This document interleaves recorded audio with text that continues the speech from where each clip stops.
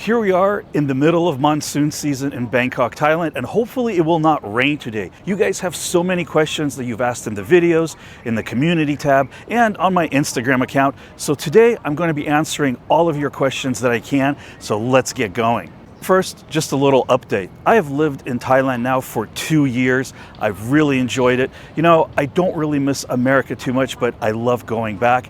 This is my home for now. Let's get started into the questions. Do I have a condo or a house, or do I just move around? In the 2 years that I've lived here in Bangkok, I've lived in 2 areas. I lived in a sok for about a year and a half, which was great in the beginning, but then I felt that it was just too many tourists and just too busy. And for the last 8-9 months, I have been living here in Ekamai. I've lived in condos. I have no desire to buy property here in Thailand at this point, and I'm really happy with what I have now. I moved into a 2-bedroom, 2-bath, 160 square meter condo. It's way too big for me, but for now it'll do. I think I'll probably move into something a little bit smaller in about a year's time. One question people always ask me is, where is a good neighborhood to live in Bangkok?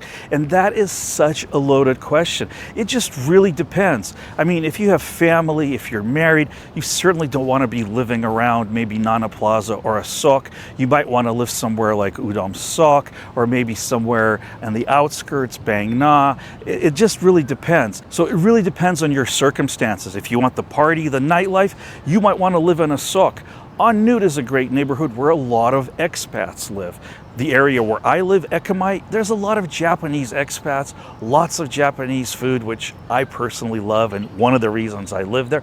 And there's so many other neighborhoods that you can go out to that have houses and townhomes, which are more suited for a family than a single person. So it really depends upon your needs.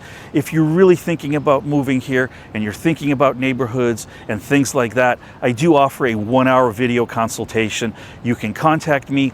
In the description below, there's my email address. You can also reach out to me on Instagram, which I'll put the name of here on the screen, and we can set up a consultation and we can discuss anything about you moving to Thailand, living here, or even if you want to start YouTube.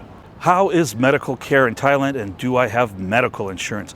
The medical care in this country is phenomenal if you can afford to go to a private hospital. I've also been to some public hospitals, universities to see specialists, and the care there was also very good, although you might have to wait quite a while to be seen. The private hospitals I've been to were top notch. I would say better than pretty much any hospital or doctor's office I've been to in the US. You get seen right away. They take care of everything almost the same day, including getting your blood work results back in about 45 minutes.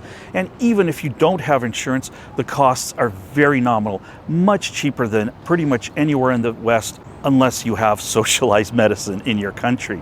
Speaking of medical insurance, for this video, I've partnered with Safety Wing. And Safety Wing is a travel medical insurance that I've been using since the day I came here. I was able to sign up even when I was in America. The sign-up process is very simple. It takes less than 5 minutes to do it. There's no pre-approval needed, and you can do it the same day you arrive or even right before you fly out. There's a 0 deductible, meaning you're covered even for the smallest claims. It's a pay-as-you-go subscription. You can cancel it anytime, and you can get covered for as little as a few dollars per day. They offer coverage in over 180 countries. There's 24/7 online customer support, and Safety Wing will cover up to $250,000 of medical expenses, which in this country will cover quite a bit of things you might need. Again, this is something that I used from when I first moved here in Thailand, and I'm going to put the link in the description below. If you're looking for a travel medical insurance, this is one that you can take a look at. Do you have a job other than YouTube? No, I am retired. I am 53 years old. I started planning for my retirement, investing and saving money when I was in my mid to late 20s. So at this point in life, I am fully retired. I do YouTube because I enjoy it.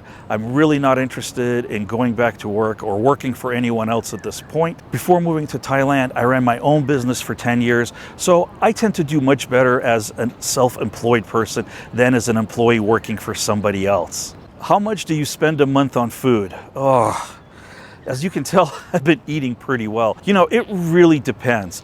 I kind of try to budget around $20 a day, which is around 700 baht. And that is not a constraint, it's just something that I think is reasonable. There are days when I will spend half that, and there are days where I might spend 4 or 5 or even 10 times that if I go to a nice restaurant, if I'm meeting friends. So it really depends. Sure, I can get a meal on the street here for 40 baht, and I can also go to a buffet and pay 3,000 baht. So it really varies. It's really difficult to eat street food every single day because it's very salty, it has a lot of sugar, it's fried in oil, and generally it's just not that healthy. As tasty as it might be, there are other options, so I like to try a variety of different foods. Are the prices of things going up in Thailand? I would say that over the last year, I've seen prices of some things rise, definitely. Not by much, I would say maybe 5%, but I can see some prices are moving up. Now, keep in mind, when I moved here 2 years ago, it was still in the middle of the pandemic and prices were very low because there wasn't much tourism. So it feels like now things are just coming back to normal. Will you buy a car soon? Those of you that have been following me for a while know how much I love cars. I've owned over 65 different cars in the US throughout my lifetime and like 13 or 14 motorcycles. So I absolutely love cars. And living here for 2 years without a car, it's been kind of tough. However, because I live here in the middle of Bangkok, having a car would probably be a nightmare, and it would sit in the parking spot at my condo for 27 out of the 31 days of each month. Fortunately, I have a friend who has a car, and anytime I need it, I can pretty much borrow it from her.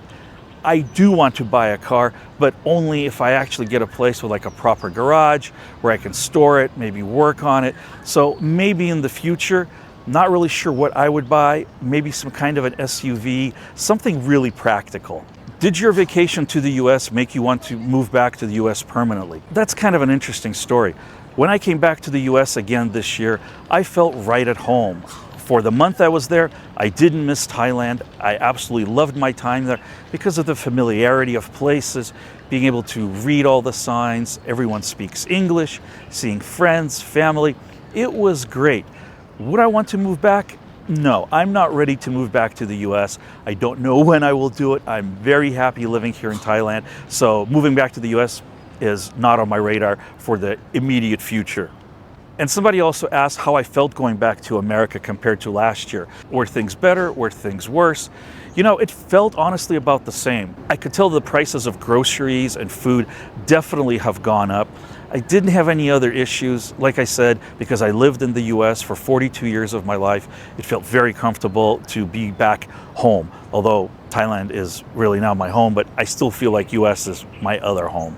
Do you have any other overseas trips planned this year? I'm really not sure. In the beginning of the year, I had some trips planned. I'm still thinking about going to the UAE, possibly still Japan. I'm actually just thinking of taking some short trips to Cambodia, Vietnam. But right now, I'm just kind of comfortable being here, so I haven't planned anything. Like with most of my trips, it will probably be something I plan spur of the moment without a lot of advanced planning. What are the hardships of living in Thailand? I think if you're moving from a Western country, it's probably just getting used to things here. You know, it's a different culture, acclimating, etc. And the food for some people is a challenge. For me, definitely the heat and humidity. I'm not really used to it. Having been born in Russia, I'm definitely used to the cold weather. And although I lived in California for 42 years, there was very little humidity there, so that's been quite difficult. As far as other hardships, I don't know if I would call them hardships, but I would say it's a little difficult making friends here. There's a big expat community, and I've made some really good friends with other expats, but it's been kind of difficult making friends with Thai males. I've made friends with a number of Thai women who I've had great friendships with over the last few years, but it has been difficult making friends with male Thais. And I don't know if that's because the women tend to want to learn English more than the men, if it's some kind of other cultural stereotype. I'm not really sure. If you have an idea why you think it's tougher for foreigners to make friends with Thai men here, let me know in the comments below. What camera are you using? Well guys, I'm still using my iPhone 13 Pro Max. I've been using this as my main camera ever since I moved to Thailand. I use it for all my videos. I even use it on my motorbike. I'm definitely going to be upgrading to the iPhone 16 Pro Max when it comes out, but I like to keep my gear very simple.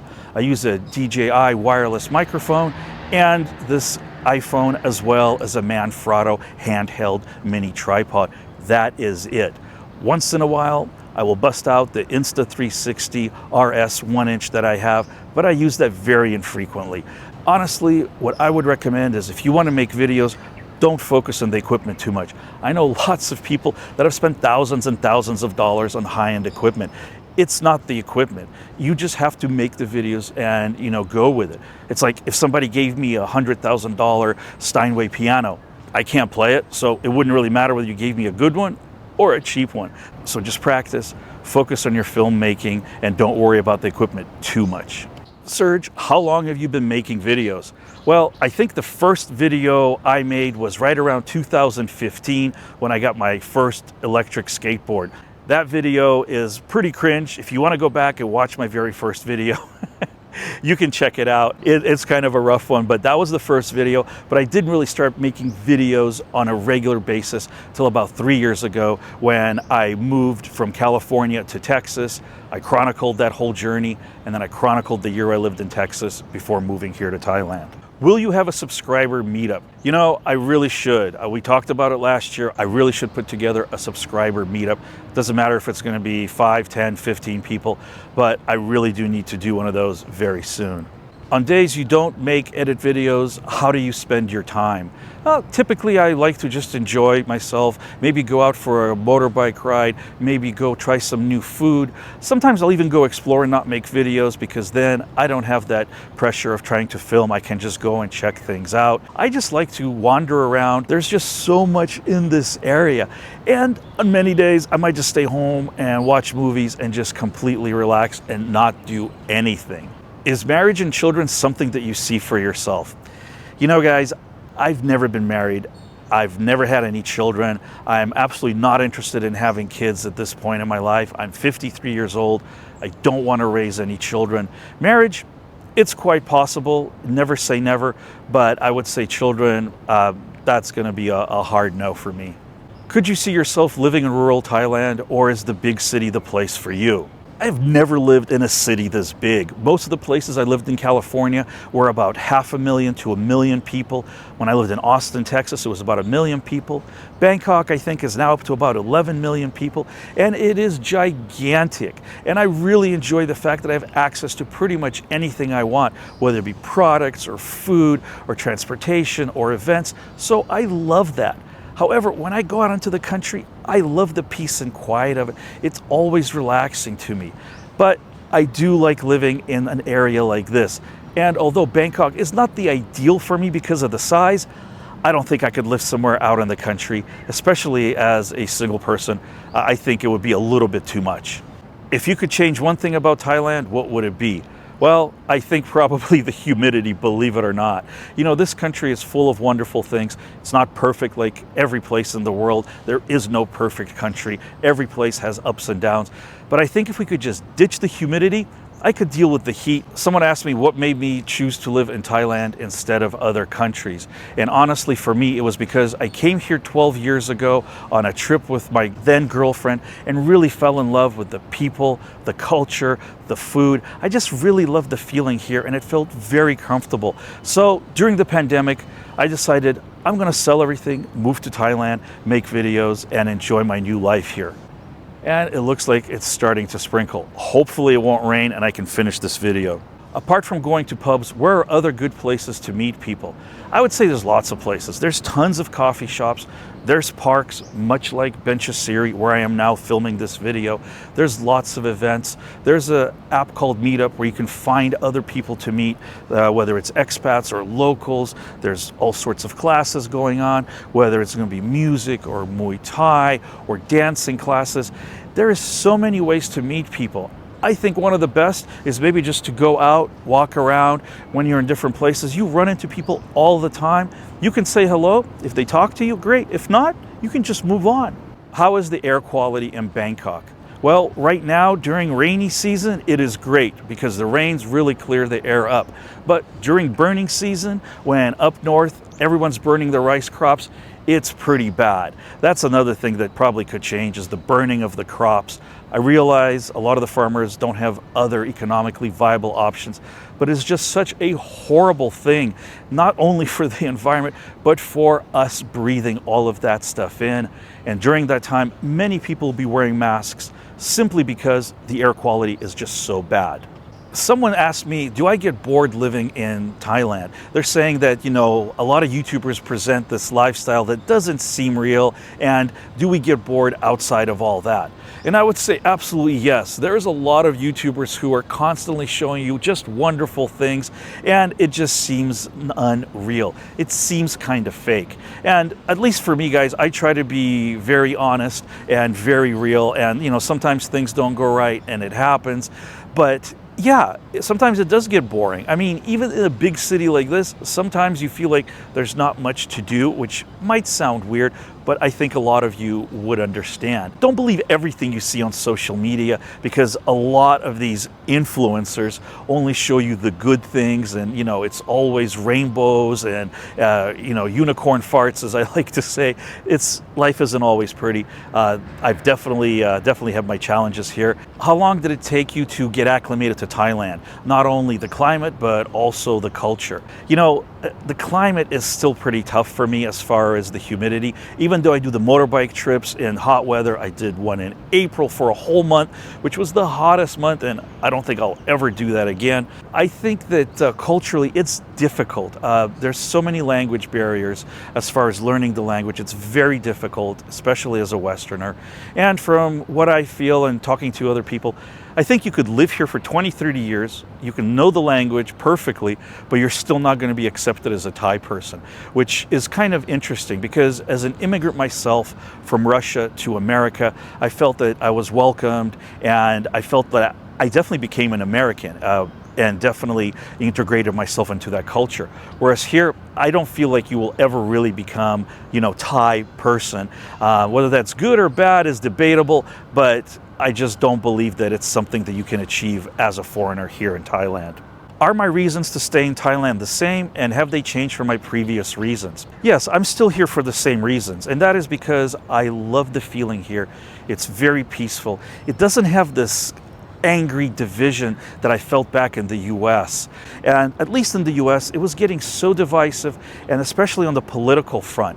I have my political beliefs. I know that you do, but it's not necessarily a source of argument and discontent. I realize there are political, socioeconomic, and other issues here, but overall, it just feels much more welcoming, much more relaxed, and people pretty much let you do what you want. You're not bothering them. They don't bother you. It just feels much less stressful here, much more at ease. The Buddhism here, although I'm not a Buddhist, I think the Buddhist mindset allows people to be much calmer. There's almost no crime here. People are very mellow. Unless they're driving, then it's a whole different game. Are you still riding your skateboard? Well, as you may or may not know, on New Year's Eve, I fell and I injured my coccyx, which is the small tailbone. I hit it pretty badly, and now we're 7 months in, and it's still a little bit sore, and I'm still kind of cringing at the thought of falling on my butt while skateboarding. So I have not gotten back on my skateboard yet. I definitely miss it. It's a great way of exercise. It was a great way to meet people and make friends. So I'm hoping to be back on it in the next couple of months because I really do miss skateboarding. Well, guys, that's pretty much all the questions I had from you. Like I said, if you have other questions, leave them in the comments below. Please make sure you take care of yourselves. Check out some of my other videos, and I'll see you all very soon in another episode.